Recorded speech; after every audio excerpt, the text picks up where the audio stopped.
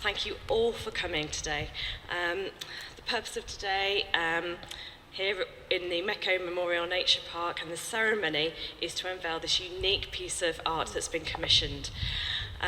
This beautiful work has been produced by the artist Victoria Harrison, and it's to commemorate the terrible event that happened during the Second World War when we had local residents killed and injured. Even though the attack happened over 70 years ago, it remains a piece of living history, as we can see from the family who have come here today. And as a presence, it shows that this is something that we need to remember, and this will be a place where people can come and think about the importance of the past relating to their own futures. So first of all today, we have got a special guest speaker. It's Dilip Sarkar, MBE. He is an internationally acknowledged military historian and expert on the Battle of Britain. He's written over 40 books and has lectured both in the UK and abroad and worked on TV documentaries. He was educated in Worcester and was a police officer for 22 years with the West Mercia Constabulary, and went back into class and gained an honours degree in modern history at the University of Worcester. He was made an MBE in 2003 for his services to the aviation history, and then in 2006 was elected to the Fellowship of the Royal Historical Society. He's passionate about recording and sharing the human experience of war. He's spoken to and corresponded with many personnel involved in the Battle of Britain, capturing their stories, experiences and memories. And is currently working on an 8-volume history of the Battle of Britain on behalf of the Battle of Britain Memorial Trust and National Memorial to the Few. So I welcome up Dilip, please. Thank you.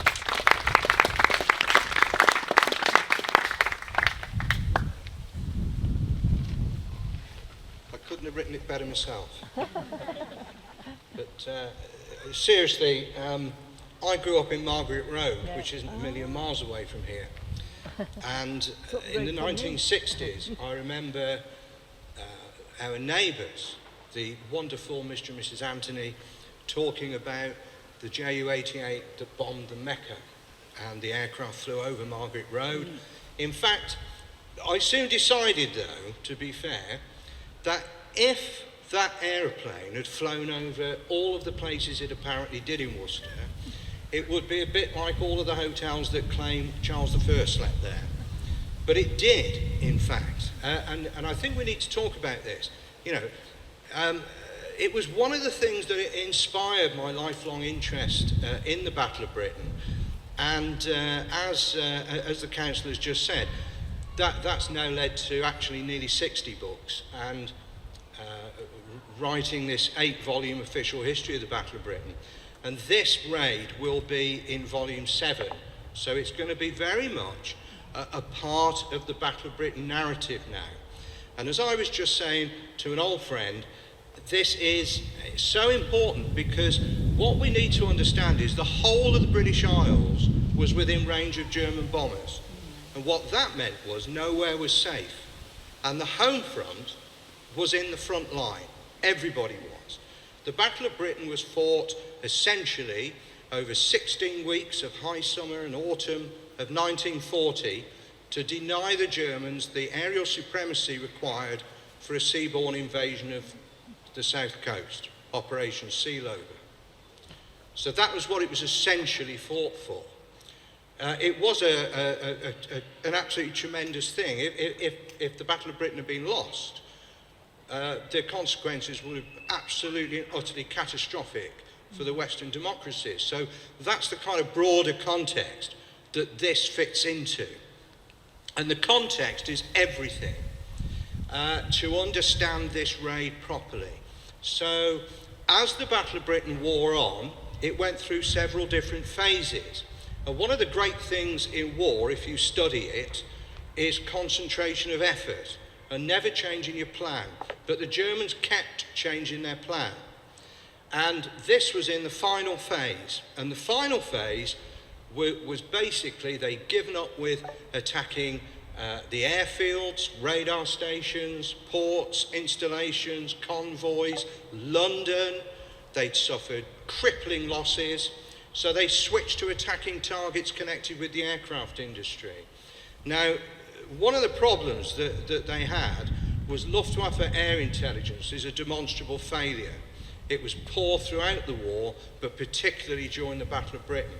Now, during the Battle of Britain, and I have most of the records now that survive, German reconnaissance aircraft flew thousands and thousands of sorties over the British Isles, not only preceding the Battle of Britain, but during the Battle of Britain. So there wasn't a lot that actually escaped them. However, it was how those things were interpreted. And the Meco had just been substantially extended. It had had an auxiliary fire station added to it, and it had been camouflaged at the cost of £800, which was a lot of money in those days. And from what I gather, it was the only factory in Worcester that was camouflaged. So it really stood out more because it was camouflaged. Now, the Meco was contracted to the Air Ministry, so loosely it was therefore producing parts for the aircraft industry. However, it wasn't producing essential parts for Spitfires and Hurricanes and so on. It was producing surge drums for barrage balloons. So whether the effort involved with a raid like this was worthwhile is questionable.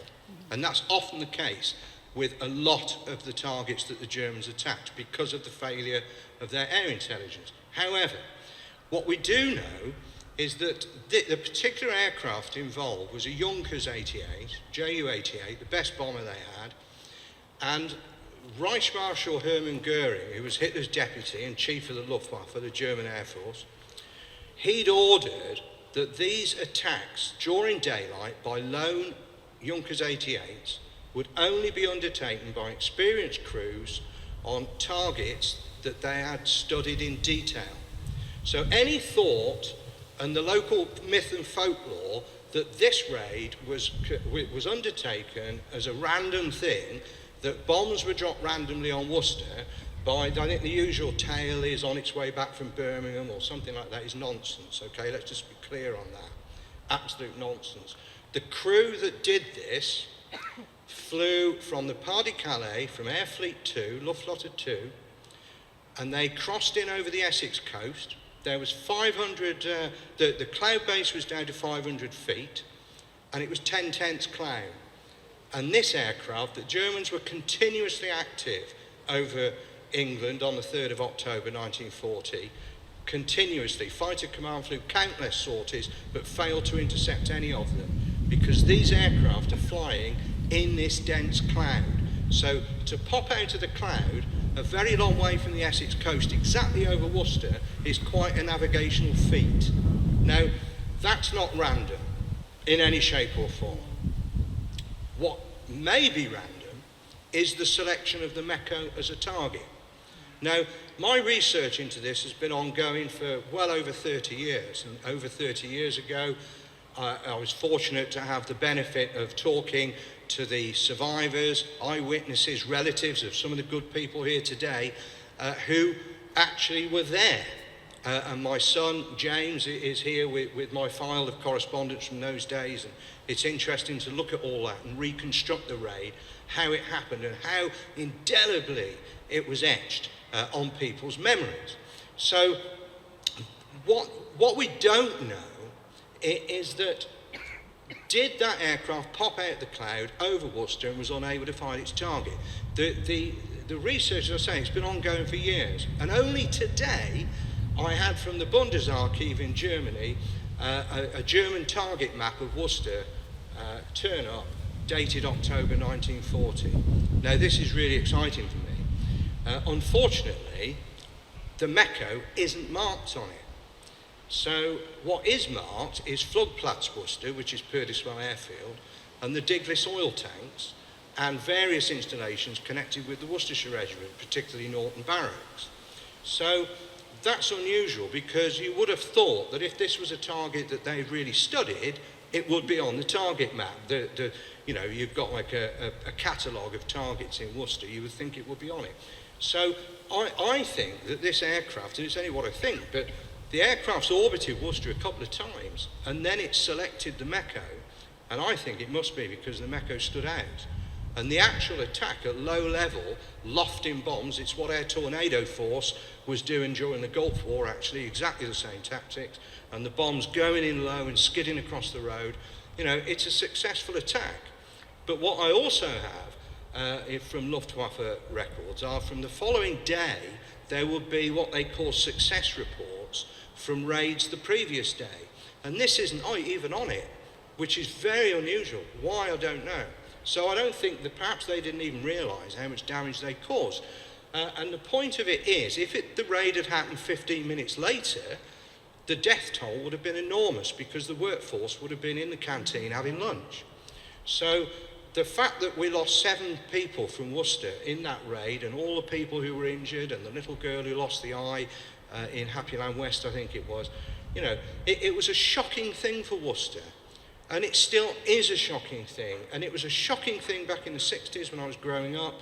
It was a shocking thing in the late 1980s, early 90s, when I researched this for a book that was published in 94.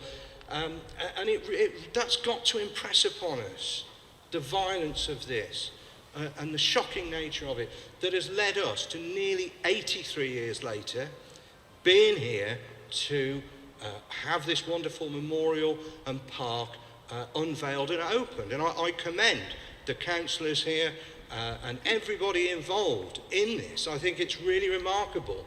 In this day and age, it is so difficult to get people to understand the traumatic events of 83 years ago and the significance of them. So it's wonderful. And finally, on behalf of the Battle of Britain Memorial Trust and the National Memorial to the Few, I really do commend Worcester City Council and everybody for coming, and I think this is absolutely brilliant. So thank you very much for inviting me. Thank you.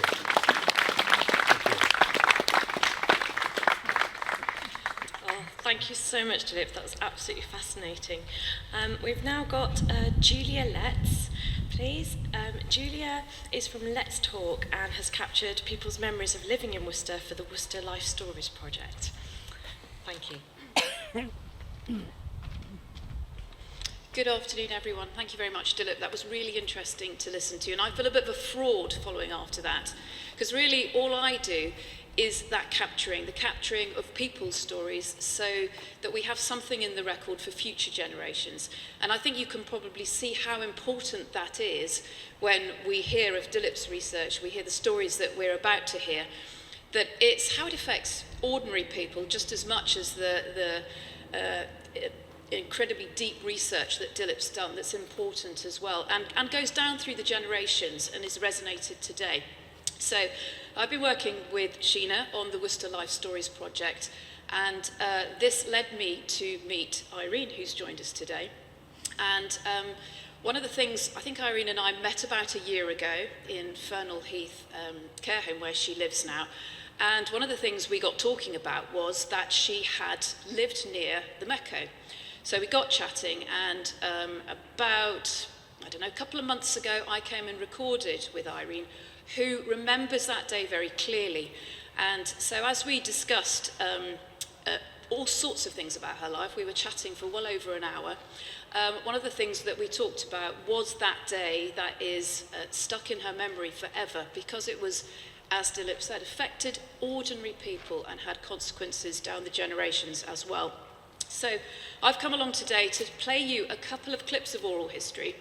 The first one we're going to hear is Irene, if the technology holds out, which we hope it will. And it's just a very short bit with her memories from that day. So Irene has lived her whole life in Worcester. And as you'll hear in a minute, she was born in Happy Land North, and she lived there till her early 20s. And on that day in October 1940, she'd recently passed her 11 plus, and she started at the grammar school. And that's where she was when this bomber was circling just above the cloud and then dipping down below the cloud. So if I turn off my mic and ask Tim to play from his phone, hopefully we'll hear a little bit of Irene's memories from that day. I was born in Happy Land North and was brought up there until I was about 23, I think. We used to go through the Meco grounds to get to my dad's allotment. which was the other side of the Meco. It was a factory, we knew that, but we didn't quite know what was made there. We were a bit young, I think, to worry about it.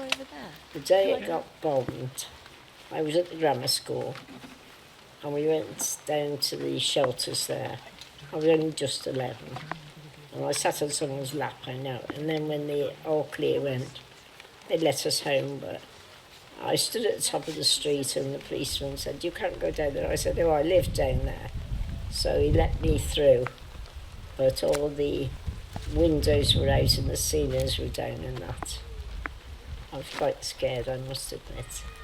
The parents stayed in the house as it was, but the children, we got my boyfriend's family who lived in Bosworth Street, which was just round the corner from us. We went and slept there. The one girl lost an eye in the bombing. She was one of the girls we played with, and she got shrapnel in her eye and she lost her eye. I remember my sister going with a friend and taking the baby in a pram, pushing him through Cripplegate Park. And the bomber that was bombing St John's started to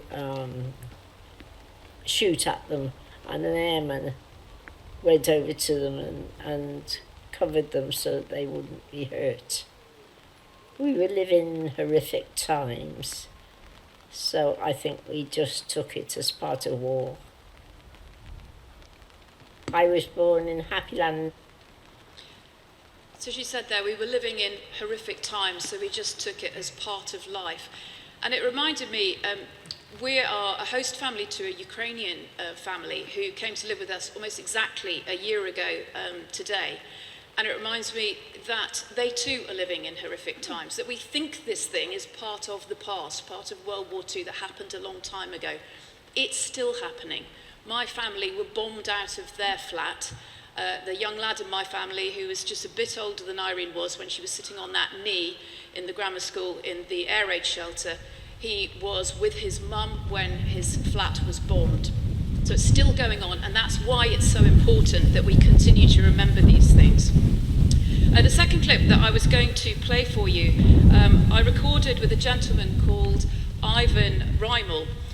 Ivan lived in Martley, and he was 84 when I interviewed him. He has passed away since. A fantastic man with the most amazing memory. And what he told me about the Meco, he said to me he had never talked to anybody about it before, so he had lived for the best part of 70 years without talking about it. So Ivan was born in Martley in 1924. His dad was the local sort of vet and pig killing man, and his mum worked as a nurse in the Martley workhouse. Ivan left school and he started working locally on the land. That was really his passion, but his mum was much more ambitious for him and she wanted him to become an engineer. So he actually went to work for the Meco when he was 15, I think, and he was 16 in 1940 on that day in October, and he was working in the tool shop at the Meco, and this is what he told me.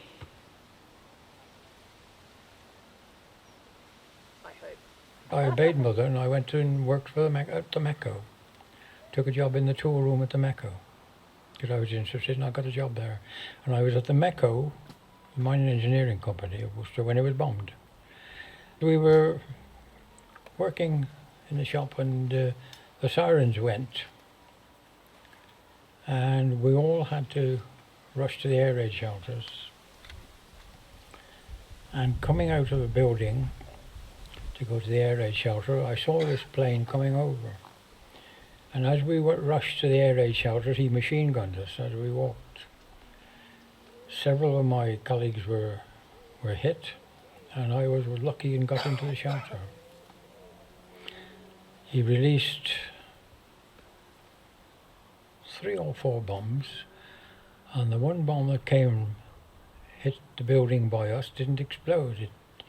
It bounced off and exploded in Lansdowne Road, just over the fence, and brought down 3 houses on each side of the road. Now, if that had gone off, I wouldn't have been here telling you this. And anyway, I think there were 8 killed, in that. And I rode my push bike from Martley to Worcester, then to the Meco. And I was quickly on my cycle when that had gone over, and on the way home, and I was posted missing. I hadn't reported in. I'd left. And I was home. Anyway, the firm contacted the home, and I was there. But for a short period, they thought that you might have been They did. lost. They did. I never talk about that. Well, thank you for telling me, because it's important. I that never these talk things are about it, but I'm recorded. suffering today from it, from my ears. The bang in my ears had created me to have tinnitus, and I've had tinnitus ever since, from the eardrums, the explosion on the eardrums. I remember vividly seeing an horrendous red flash, and everything went blank. And I came round, and I remember thinking, I'm still here. And I was.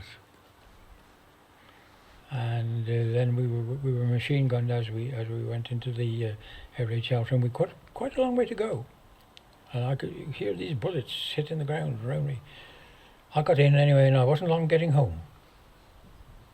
And did you go back the next day? I did, but I didn't stay there very much longer. I'd had enough, and I was determined to follow Father, and I came back. So that incident, the bombing, was the final straw, really? Yes, it was.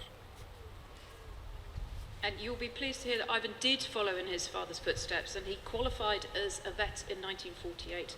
Spent his whole life in the Martley area, but he never forgot about that incident, and I think you can probably tell why, how deeply it affected him. Not only him, all the other workers in the Meco factory, those that had been injured, all the people like Irene who lived in the nearby streets, and the relatives of those that were injured. And in fact, the whole city itself has gone down, through history as the incident where people in Worcester were killed by the bombing. So I am grateful to the fact that I have a job which gives me the privilege of recording and talking to these people. And if I could just end by urging anybody here today, if you know somebody who is perhaps getting on a bit and has a good story to tell, please sit down and record them, because believe me, when they're not there to ask anymore, you'll say, oh God, I wish I recorded so-and-so. So please go and do it, and Sheena's made it very easy for us with the Worcester Life Stories project, because there's lots of help available and somewhere to put your recordings if you want to. Thank you very much, and thank you, Irene, for letting me record your story.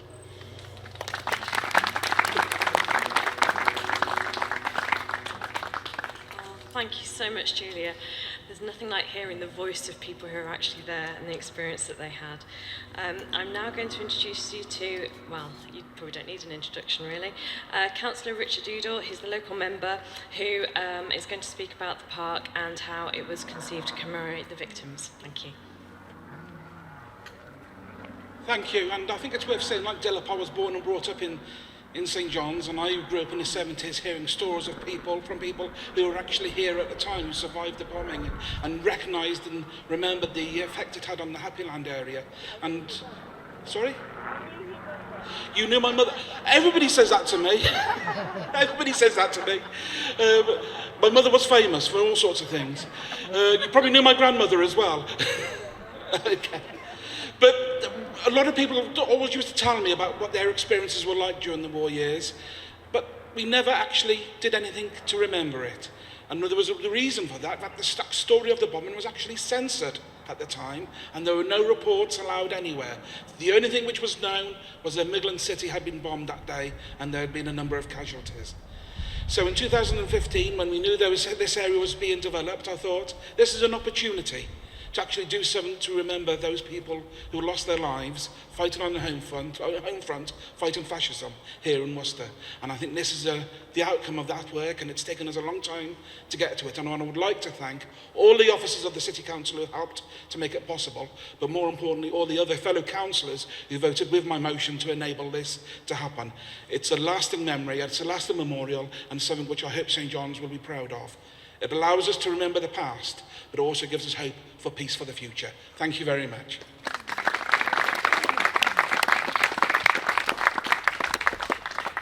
Thank you so much, Richard. Okay, so we're going to come to the unveiling of the memorial, and I don't know who wants to come forward to do that. Okay, Irene, if you're able to, that would be great.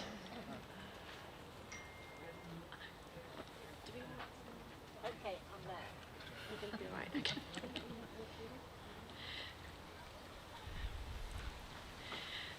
Okay, so Irene, first of all, I'm going to read out, just so we can have a pause for thought, really. I'm going to read out the names of the people who were killed, just so that we can think about it and honour their lives before we just unveil it. So, the employees that were killed on that horrific day: Albert Edward Williams, William Hume, James Williams Perry, Williams George Ricketts, George William Lee, Thomas Charles Santler, and Louis Clement Defay. And we're also going to commemorate the civilian Doris Tyndall, who sadly lost her sight in the raid, and of course the 50 injured other people as well. So thank you. If you'd like to unveil the memorial, thank you.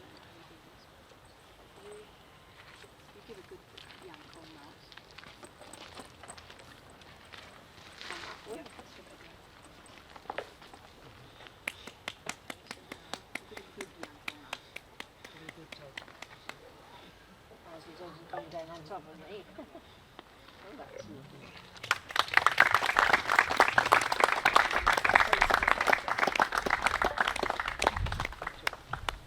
Oh, isn't it lovely? Yeah. Ow! Oh, I'm sorry. Yes. So I don't know if we could have families and people coming up. We would like a really big group photo, if that's possible. I don't know where the photographer you'd like people. Where would you like people? Would you like people behind? Behind. This side, if that's possible. Family members? Small people at the front, tall people at the back. Thank you.